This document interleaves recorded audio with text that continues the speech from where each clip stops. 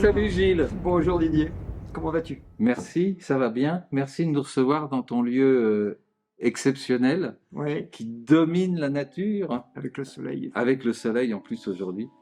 C'est magnifique. Donc Didier, toi tu as aussi tout un parcours Oh là, et on va parler un peu de ce parcours et de ta passion aussi pour l'âme, puisque oui, ton dernier livre, Le réveil a sonné, la réunion des cœurs, des âmes et des esprits. Un peu ambitieux, hein? c'est ambitieux, mais à mon avis, c'est indispensable. Ouais, C'est-à-dire que si ça se réveille pas, ça va mal se terminer. c'est ce que tout le monde se dit, oui. Tout le monde, je suis pas sûr. Disons que du fait de tes activités et des miennes, et même dans les entreprises que je côtoie plus que toi, ils sont en train de prendre conscience qu'il y a quelque chose qu'il faut faire, Hmm. mais Ils savent pas quoi. ils savent pas quoi. Ouais. Ouais. Donc toi, tu as tout un parcours, donc comme tu le dis, dans les entreprises. Ouais. Tu as créé un mot qui s'appelle symbiocratie, Un gros mot un gros ou mot. un grand mot, je sais pas. Ouais, j'ai créé la symbiocratie. En fait, c'est une étude que j'ai faite pour un client il y a. Écoute, ça a commencé en 2012, alors mais tu sais bien que les choses ne s'accouchent pas en 48 heures, qui justement se posait le problème de se dire, moi, mes anciens managers, il y avait quelque chose qui se passait. Ils arrivaient à gérer les projets. Je ne dis pas qu'ils étaient tous impeccables, qu'on ne dépassait pas les budgets ou qu'on ne dépassait pas les délais, mais il y avait une espèce d'ambiance, de dynamique, et avec les nouveaux qui sortent de grandes écoles, hein, polytechniques, etc., bah, ça ne marche pas. Voilà. Et puis, j'ai commencé avec un de mes amis, qui est mon mentor et père spirituel, à réfléchir là-dessus. Alors lui, il avait déjà, parce que il a 30 ans de plus que moi, donc il a une expérience nettement plus longue. Et il a commencé par me dire, bah oui, mais Didier, c'est normal, c'est la culture, c'est un problème de culture, c'est un problème de spiritualité. Et j'ai dit, attends, on va d'abord regarder quels furent les grands leaders et pourquoi il y a des gens qui spontanément adhèrent à ces gens-là. Pourquoi il y a des gens, alors c'est pas un problème de diplôme, c'est pas un problème de milieu social, c'est vraiment une posture, un état d'être. Voilà. Et on a réfléchi là-dessus, on a analysé un certain nombre de grands leaders, et on s'est aperçu au bout d'un moment, grâce à Steve Jobs, qui est mort au moment où on terminait les études, Qui en faisait partie, évidemment. alors au début il en faisait partie, et on s'est rendu compte qu'il y avait un autre leader qui s'appelait Scipion l'Africain, 258 avant Jésus-Christ, si ma mémoire est bonne, et qui est en fait un des pères fondateurs de l'Empire romain. J'ai eu peur que tu me dises c'est lui qui avait inventé l'iPhone. Non, mais il avait inventé le storytelling. C'est quoi ça? Alors le storytelling, c'est justement ce que Steve Jobs avait manié de façon extraordinaire. Quand il présentait un produit, il racontait une histoire qu'on avait envie de partager, une histoire dans laquelle on avait envie d'entrer. Voilà. Et ça, Steve Jobs, c'était son point fort. Donc ils avaient cette façon d'appréhender les choses. Il y avait un deuxième point qui était très intéressant, puisque avant ce livre-là, j'en avais écrit un sur le leadership et j'en avais encore écrit un sur la créativité et avant encore un sur les richesses économiques du cerveau. Et dans l'étude que j'avais faite sur les richesses économiques du cerveau avec mon copain Philippe Laurent, qui est neurologue, on s'était aperçu qu'en fait, le cerveau étant plastique, je te parle de ça, on était en 93, 94, et le temps d'écrire le bouquin, ça a pris 2 ans. Et on était des zombies à l'époque pour dire que le cerveau était plastique, qu'il fallait associer les deux cerveaux, etc. Donc j'ai repris toutes ces études-là et on s'est aperçu en fait que puisqu'il y avait des gens qui fonctionnaient de façon identique avec 2000 ans d'écart quasiment ou 1800 ans d'écart, c'est qu'il y avait une mécanique, en gros pour synthétiser les choses, et que puisque le cerveau était plastique, on pouvait peut-être aider les gens à acquérir cette mécanique pour développer ce leadership. Et parmi toutes les études que nous avons faites, la définition du leadership que nous avons développée, c'était de dire qu'en fait, c'est de mettre en symbiose les talents, mais à 360 degrés avec le contexte, avec la nature, avec l'environnement. Et qu'à partir du moment où il y a des gens comme Scipion l'Africain, comme Steve Jobs, qui savaient réunir des talents différents, parce qu'il a mis Oui, l'aimant, il a mis... c'est pas des gens qui réussissent tout seuls. C'est ça, bah bien sûr. Donc, ils ont l'art de réunir des talents, des technologies, des idées différentes pour en faire quelque chose. Voilà. Et ça, c'est vraiment la mise en symbiose, le pouvoir de mettre en symbiose ces différents éléments. Alors, quand les différentes personnes qui ont travaillé avec moi m'ont dit, bah oui, en fait, c'est de la symbiose. Bah, j'ai dit, on va appeler ça la symbiocratie, parce que du kratos grec, le pouvoir qu'on nous donne et non pas le pouvoir qu'on prend, et la symbiose, c'est le pouvoir de mettre en symbiose Mais alors, tout ça. du coup, tu es complètement dans l'air du temps. Parce que, Ah oui, mais c'était en 2012, et alors là, je peux te non, dire mais que ça soufflait pas encore l'air du temps. on est quand même un peu dans cette dynamique Oui, depuis tout à des fait. années, Oui, depuis des années, de tout se à rendre fait. compte que le jeu, tout seul, n'arrive plus à rien. Et Non, qu'on a besoin de passer à une forme de nous, une forme de collectif. absolument. D'où cette interview pour le Forum des médecines de l'âme, évidemment. Oui, parce qu'en fait, nous avons découvert une autre chose, c'est qu'en pratiquant la méthode qu'on a développée, nous nous sommes aperçus que un grand nombre de gens, en pratiquant cette méthode, avaient comme une ouverture spirituelle. Parce que tu en as fait une méthode, c'est-à-dire. Oui, c'est un concept, c'est une méthode. Alors j'ai fait des conférences là-dessus, j'ai fait des formations là-dessus, etc. Et puis donc, tu communiques ça dans les entreprises, C'est dans les entreprises, mais aussi les dans des groupes. organisations. Oui, je fais aussi des groupes privés. Et parce qu'il y a des gens qui, évidemment, cherchent le Saint Graal Mm. pour faire fortune, pour paraître, pour exister. Et, et bien sûr, toute ressemblance, etc., etc. Mais bref, et nous nous sommes aperçus qu'en fait, parmi les gens qui cherchent ce Saint Graal, eh bien, on a vécu, nous avons rencontré des gens qui ont eu une ouverture spirituelle. Ce qui fait que la recherche de ce Saint Graal matériel, c'est en fait transformé en une ouverture du cœur, de l'âme et de l'esprit. Ce qui permet en plus, et ça on s'en est aperçu, notamment auprès des managers, que quand ils ont cette ouverture-là, ils ont des résultats beaucoup plus forts, beaucoup Oui. plus impressionnants. Alors, Donc, ils sont rentrés par l'hémisphère gauche, ça c'est ce que j'expliquais dans mon premier livre sur les richesses du cerveau, et ils sont sortis par l'hémisphère droit, par l'âme, par le cœur, par une connexion, un alignement de l'âme, du cœur et de l'esprit, qui les a ramenés ensuite à être créatifs, entreprenants, ouverts au monde, à rassembler des talents et à générer parfois des fortunes. Tu veux dire que voilà, ils sont rentrés par l'avoir, ils ressortent par l'être. Exactement. Ouais, ouais. Effectivement, en adoptant cette méthode qu'on peut appeler ainsi, c'est-à-dire de travailler sur différents éléments. Parce que l'âme, alors si on est venu sur Terre et qu'on a une âme, c'est qu'on y est venu pour faire quelque chose. Normalement. Bah, si elle est juste là pour observer ce qui se passe, Ah, il y a des contemplatifs. tu t'imagines, l'âme, elle est devant le poste de télé, puis elle zappe. C'est ça. Tout le temps, elle dit, Ouais. oh, j'en ai marre du Moyen-Âge, je vais passer. C'est ça. Alors, elle est dans un film. Ouais. C'est une âme qui va avoir une expérience de spectateur. Je pense qu'elle va faire plusieurs fois le tour avant de comprendre comment ça se passe. Quand tu vois la dégradation des films hollywoodiens, tu te dis, à force, on ne sait pas où ça va nous amener. Tout ça. Oui, oui, complètement. Alors, résultat des courses, en fait, on s'aperçoit que, et je pense qu'on est en plein dedans en ce moment, grâce aux 3 dernières années qu'on vient de passer, c'est que les gens se demandent qu'est-ce que je suis venu faire là, et les âmes sont en train de... Les 3 dernières années, tu parles de la crise sanitaire. Oui, la crise sanitaire, absolument, oui. Et beaucoup de gens, on ressent à l'intérieur une sorte de volcan qui est en train de... D'ailleurs, il y a des volcans sur Terre qui sont en train d'exploser un peu dans tous les coins. On n'a jamais eu autant d'éruptions volcaniques qu'en ce moment. Et effectivement, ils sont là en train de se dire, mais j'étouffe, mais il faut que je fasse quelque chose, et en même temps, j'ai peur. J'ai peur parce que libérer son âme, c'est vraiment ce qu'on nous a interdit dans ce monde où nous sommes depuis des millénaires. On nous a fait croire que ça serait après la mort. Ou que les religions s'en occuperaient. Oui, c'est ça. C'est ça. Et que même si tu faisais un don, tu aurais ton prix Dieu avec ton nom dessus et tiré au paradis.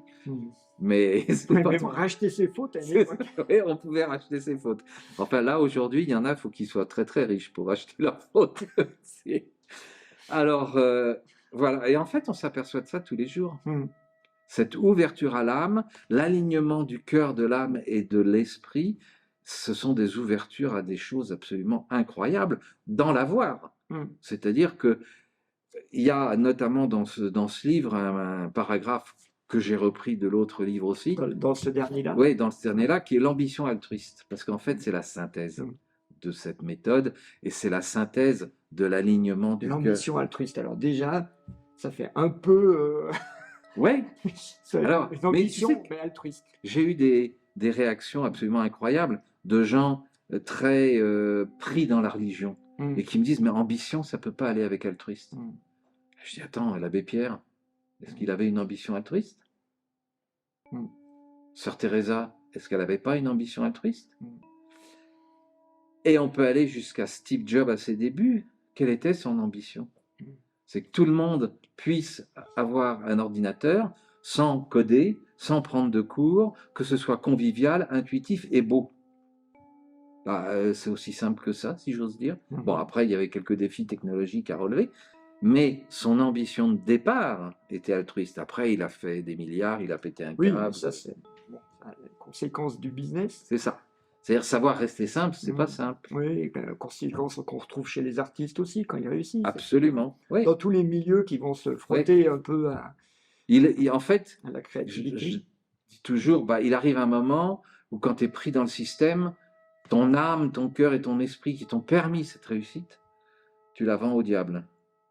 Parce que tu as peur de perdre ce que tu n'avais pas avant.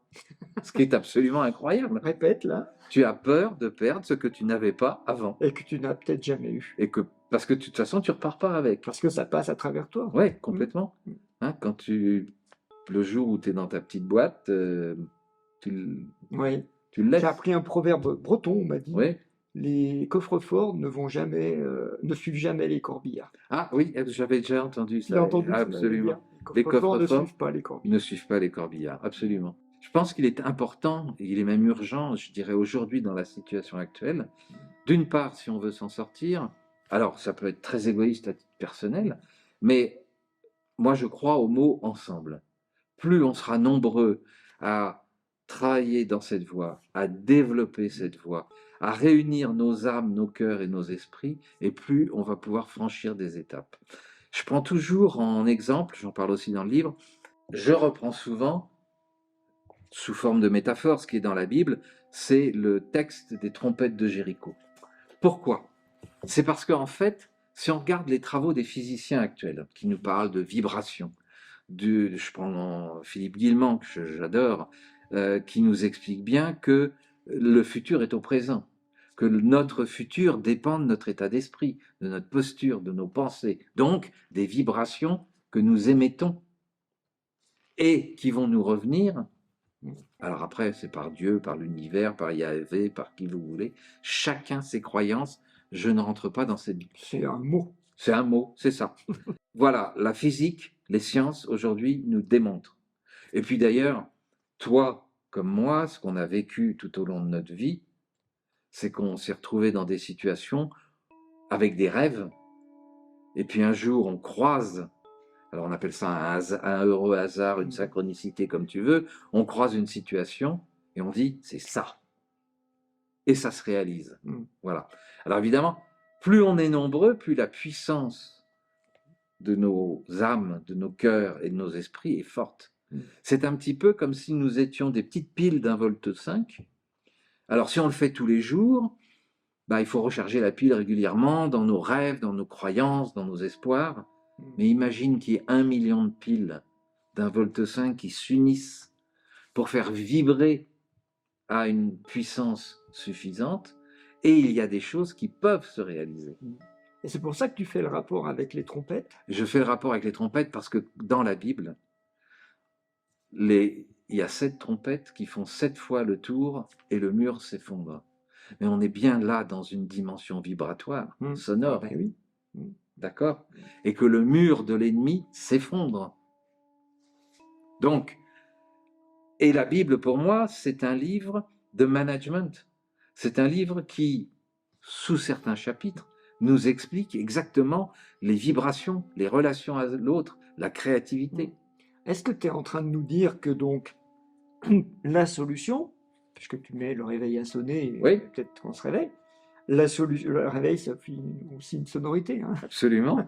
Est-ce que la solution pour toi, ça serait qu'on passe dans un taux vibratoire, dans une certaine forme de vibration qualitative, Absolument.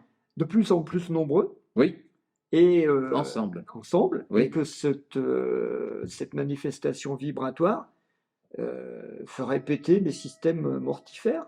oui, ah oui, oui, oui, oui, Enfin, moi, je le dis comme ça, hein, mais après. c'est... Alors, tu peux aussi aller voir sur le livre des morts tibétain. Mm. Ça, Le tu, tu- Sogyal tu as Rinpoché. une approche là-dessus, Mm. où on sait que certains chants guérissent. Mm. Alors, si des chants guérissent des maladies genre cancer, on peut Les effectivement... approches chamaniques aussi. Eh oui, Mm. il y a des choses qui se passent. Oui. Alors, je pense que je suis intimement convaincu que les anciens, nos ancêtres, je te parle de ça il y a 1000, 2000, 3000 ans, possédaient cette connaissance. Mm. C'est pas un pouvoir, hein, c'est une connaissance qu'on exploite, qu'on transforme en pouvoir dans le sens je peux. Mais c'est Mm. pas un pouvoir Oui, magique. on est Je bien veux dire, d'accord. faut le travailler, faut le répéter. C'est comme quand on fait de la musique. Je veux dire, tu fais des gammes pendant un Le certain pouvoir de la temps. vibration sur la matière. Eh oui, absolument. On est, je pense que nous sommes vraiment là. Mm. Et je pense que dans cette période-là, il y a toute une catégorie d'individus qui nous divisent, qui nous ramènent vers le bas, avec que des mauvaises nouvelles, que de la tristesse, que des peurs, que des angoisses, que des Je te stress. rappelle la phrase de Coluche. Il suffirait qu'on l'achète plus pour C'est que ça ça, se vende pas. exactement. Voilà. Donc si on fermait nos télévisions et qu'on se réunissait, c'est ce qu'on fait d'ailleurs avec ma conjointe 2 lundis par mois, on se réunit sur des thèmes porteurs d'espérance, porteurs de créativité. Pourquoi? Parce que nous savons, aujourd'hui c'est prouvé scientifiquement, que si nous sommes à plusieurs pour élever ces vibrations, eh bien on peut changer les choses. Pour moi, c'est d'une évidence. Alors pour beaucoup de gens, c'est du grand n'importe quoi. Non, mais ça, Mais tant que tu n'as pas essayé, les gens, ils peuvent pas dire c'est du n'importe quoi, ils savent pas. voilà, tant que tu n'as pas essayé, tu peux. Mais c'est vrai que d'essayer, bah, tu franchis une étape là. Mm. C'était en haut de la piste de ski, tu n'en as jamais fait, Ouais. mais même si c'est une bleue ou une verte, tu as peur.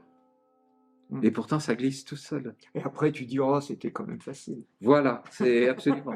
C'est les 3 étapes de Schopenhauer sur d'abord on dénigre, ensuite on détruit, Ouais. et après on dit c'est évident. Mais oui, la vérité met Ouais, toujours un ouais. certain temps pour arriver. Ouais. Voilà ce que j'explique dans ce livre, c'est-à-dire c'est un constat, mais il y a des solutions. Mhm. On peut s'en sortir. Mm. Maintenant, c'est tout à chacun qui est libre de s'en sortir ou pas. Oui. Donc toi, tu proposes des ouvrages, tu proposes des stages aussi. Alors, bon, pour ceux qui sont dans notre région en Suisse pour l'instant, Toi, tu es à Lausanne. je suis à côté de Lausanne, oui. Mais on peut se déplacer sur toute la francophonie, ça pose aucun problème pour organiser des soirées sur ces thèmes, pour Mm. organiser des conférences. Et puis, j'interviens dans les entreprises, beaucoup plus dans les petites et les moyennes, parce que beaucoup de patrons ont très bien compris Mm. que la dynamique humaine est essentielle, parce que tu ne peux pas t'amuser à avoir 50 employés quand tu peux en payer que 25. Et puis, je pense que grâce à ces patrons-là, il y a des choses qui vont se transformer et qui vont se faire. Dans le monde de l'entreprise. Dans le monde de l'entreprise. Donc Oui. de l'économie et de la société, quoi. Ben, on arrivera certainement au niveau de l'économie à comprendre qu'en fait, et là on revient sur la notion de créativité, puisque cette méthode nous amène à la créativité, que quand on redonnera le plein potentiel des gens, on va créer des choses extraordinaires. Mm.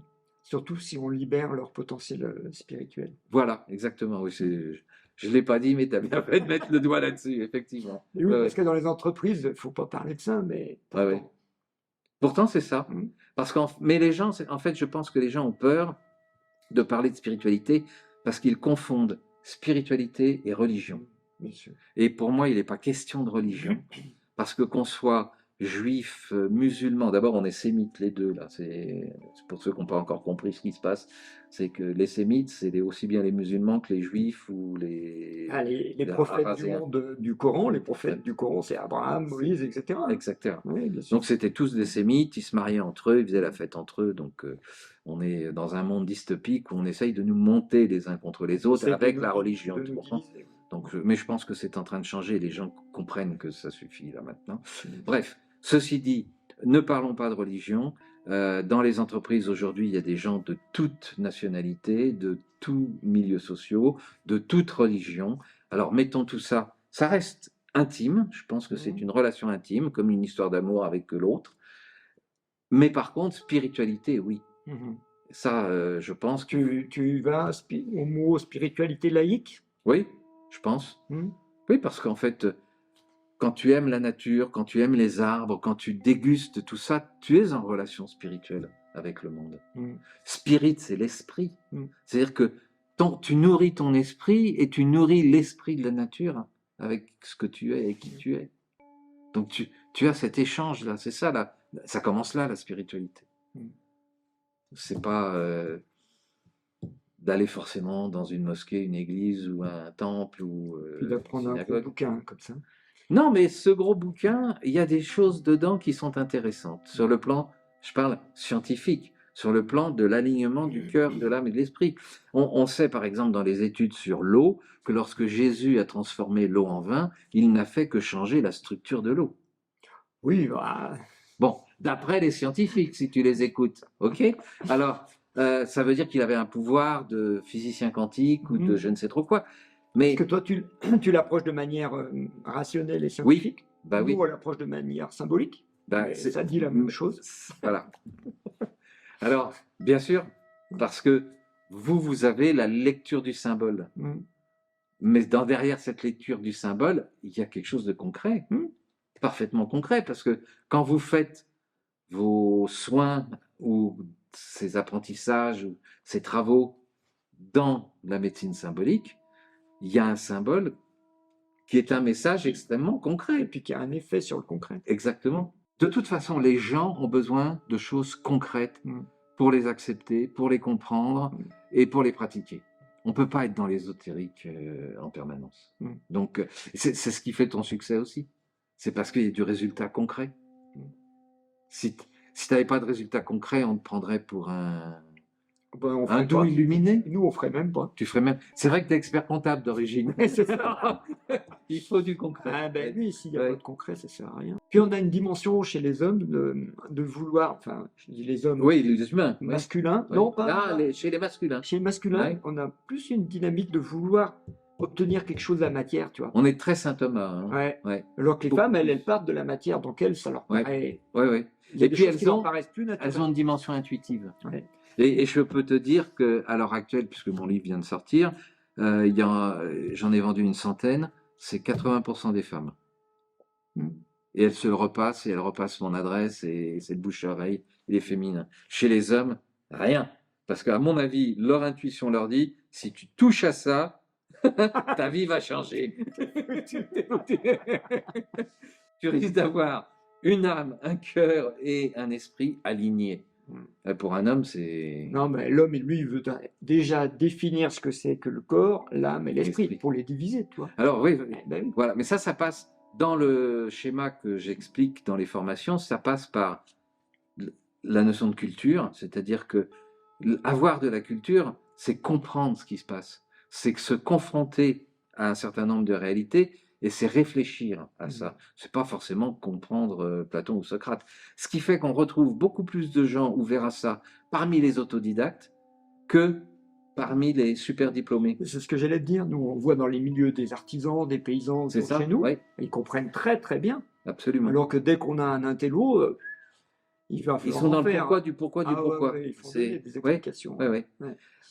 Et ça, je trouve que... Alors pour moi, c'est joyeux, c'est plein d'espoir, parce que ça veut dire qu'on va aussi avoir un basculement de ce côté-là. Ça veut dire que pour que des sociétés fonctionnent, on va recruter des gens autodidactes, et des gens qui ont du cœur, de l'âme et de l'esprit. Il y en a de plus en plus qui font des bascules, qui quittent leur métier d'ingénieur pour faire des métiers complètement improbables. Hein. Absolument. Et tout ce qui se passe en ce moment, que ce soit à titre individuel ou dans les entreprises, je trouve ça très très riche d'enseignement, parce que ça me démontre que la graine de vie, l'instinct de vie est en train de reprendre. C'est juste qu'il faut bouger son cul, comme je dis. Il ne faut pas simplement lire des bouquins. Bon, c'est gentil, ça nous fait plaisir, que vous ayez. Mais ce qu'il faut avant tout, c'est passer à l'acte. c'est passer à l'acte, mais complètement. On est bien d'accord. Ouais, ouais. Parce que sinon, on reste. Alors, tu sais ce qu'on va dire? Ben, on Ouais, va dire à tout le monde, bah, allez-y, passez à l'acte, faites passer à quelque l'acte. chose, Alors, il y a communiquez, le livre que tu viens de sortir, là, oui, bon, qui est ben, vraiment, faut pas le sur les rater. 3 épreuves. Je vais l'intégrer dans la vidéo. Sur les 3 épreuves de l'humanité, il y a le mien, puis avec ces deux-là, je suis intimement convaincu que vous avez des réponses Mm. qui vont répondre à chacun, Mm. parce qu'on est complètement différents dans nos approches, bien qu'on arrive à peu près au même résultat en finale, et qu'on ait écrit, alors ça c'est quelque chose d'assez extraordinaire, on a écrit les livres à la même période, en même temps, ils sont sortis Pendant le en Covid, même temps. ouais. Ça a réveillé plein de choses, le Covid. Oui, je pense. Mm. Mais il y a des synchronicités qui s'opèrent dans cette direction-là. Mm. Et c'est ça qui est intéressant. Donc, vous achetez le livre, on en parle. Alors, tu fais aussi des webinaires, je pense, Oui, des on va réunions, des conférences, des des conférences en formations, ligne, comme etc., toi. comme moi. Donc après, bah, vous avez nos coordonnées et Mm. puis on passe à l'acte Puis ensemble. il y a plein d'autres personnes qui bougent dans tous les sens. Et le Forum des médecines de l'âme, ça a pour but aussi de faire se rencontrer tous ces gens et les spectateurs pour qu'on puisse échanger. Oui, c'est très important que vous alliez dans les forums parce que vous allez pouvoir échanger avec des gens qui ont déjà pratiqué Mm.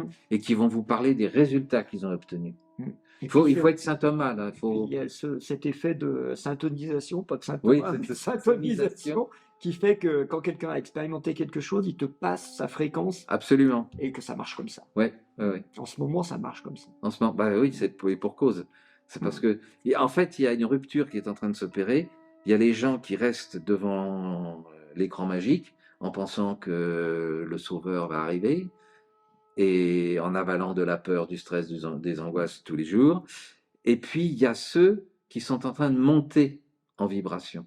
Et là, il va y avoir un moment où il y a deux, pas civilisations, mais deux tribus complètement différentes, dont l'une et l'autre vont devoir se pardonner et se réunir. C'est ce que j'explique aussi, c'est-à-dire que c'est pas parce qu'il y en a qui restent en bas parce qu'ils ont peur qu'il faudra pas les accueillir avec nous, et c'est pas parce qu'il y en a qui n'ont pas peur et vont voir autre chose qu'il faut les rejeter, parce que c'est peut-être eux qui vont aider à passer dans la dimension autre, bénéfique, humaine, humaniste. Au niveau de l'âme, il n'y a pas ces divisions-là, effectivement. Bah oui, c'est pour ça que faut vraiment réveiller nos âmes. Eh bien, on vous dit à bientôt pour la prochaine interview du Forum des médecines de l'âme. Et Didier, Merci Gilles. mets toutes tes coordonnées en bas de la vignette, vidéo, ouais, de la absolument. vidéo, pour que les gens puissent te contacter si besoin. Absolument. Merci. Merci beaucoup. Merci à toi.